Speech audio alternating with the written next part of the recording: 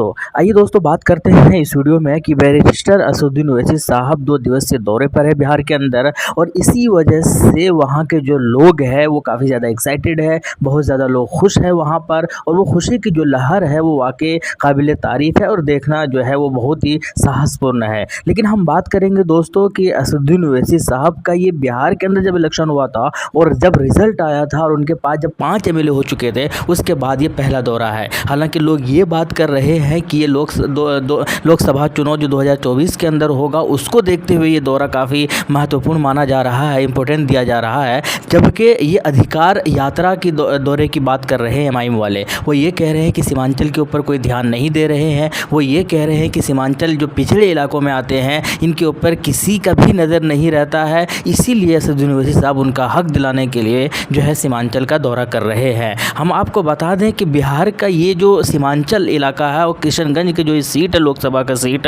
इसके ऊपर भी काफ़ी निगाह है। हालांकि आपको याद होगा 2019 के अंदर जब चुनाव हुआ था तो एमआईएम की तरफ से अख्तरुल इमान साहब यहाँ से उम्मीदवार बने थे लोकसभा चुनाव के लिए और यहाँ पर जो है बहुत अच्छे खासे वोट लेकर आए थे, लगभग दूसरे या तीसरे मकाम पर पायदान पर जो ये रहे भी थे। तो निगाहें उस चीज़ पर भी है और ये बात भी सही है, इसको कोई नकार भी नहीं सकता है कि अगर पूरे भारत के अंदर एएमएम जो अभी जो जिनके पास 2 एमपी है, इनके अलावा तीसरा एमपी सबसे पहले अगर होगा तो वो किशनगंज से ही हो सकता है, क्योंकि पिछला परफॉर्मेंस देखकर यही लोग बात भी कर रहे हैं। उसके अलावा अगर हम आपको बता दें कि ये जो 5 एमएलए थे जब बिहार के अंदर इलेक्शन हुआ था विधानसभा का, तो उनमें से 4 जो है वो जा चुके हैं आरजेडी के पाले में। अब उस चीज़ को भी लेकर बहुत सारे लोग, क्योंकि उन एमएलए का भी कुछ फ़ैन फॉलोवर था, एमआईएम का भी फ़ैन फॉलोवर था, लेकिन याद रहे कि उनको जो वोट किया था एमआईएम के वजह से किया गया था और असदुद्दीन ओवैसी साहब की वजह से किया गया था। और वो लोग जब उसमें चले गए हैं तो काफ़ी ज़्यादा नाराज़ भी थे और कुछ लोगों का ये भी कहना था, हालांकि ऐसे लोग कम थे, कि एमआईएम की कुछ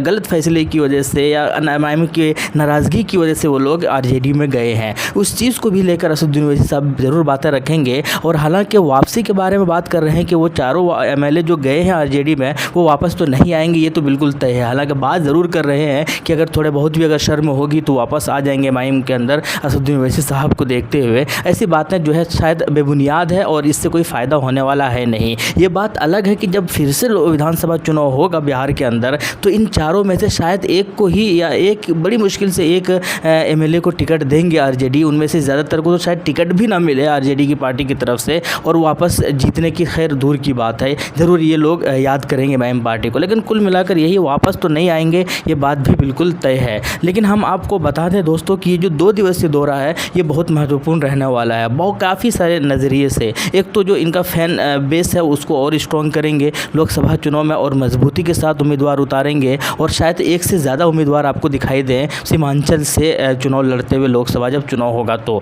लेकिन हम आपको ये भी बताने की कोशिश करते हैं कि वहाँ पर कई सारे अलग अलग प्रॉब्लम्स है, जैसे कि बहुत सारे नदी की कटाव है या बहुत सारा बाढ़ आने की वजह से बहुत सारे लोगों का जो है घर ध्वस्त हो गया है या हो जाता है, उसके ऊपर भी, या पुल को लेकर है या पूर्णिया का हवाई अड्डे को लेकर है। तो ऐसा कई सारे चीज़ें हैं जो असदुद्दीन ओवैसी साहब ने न सिर्फ सीमांचल के अंदर ही बल्कि संसद के अंदर भी जो आवाज़ उठाया है। ये बात अलग है कि काम हुआ नहीं है और इसी यात्रा के दौरान ये यात्रा करेंगे, 1 किलोमीटर लगभग पैदल चलेंगे और लोगों को दिखाएंगे और सरकार का ध्यान जो है अपनी ओर खींचने की कोशिश करेंगे कि भैया ये कोई जो है ऐसा नहीं है कि इनके माँ बाप नहीं है, हम इनके साथ हैं, आप इनके काम कीजिए वरना फिर आप एक एक वोट का जो है ज़रूर मोहताज हो जाएंगे। और हुआ भी यही है। और अगर काम नहीं करेंगे अगर ये महागठबंधन तो नुकसान भी होगा। अभी हाल ही में हालांकि कई सारे सीटों पर उपचुनाव हुआ है बिहार के अंदर, लेकिन 2 सीटों की मैं बात करूंगा, गोपालगंज के अंदर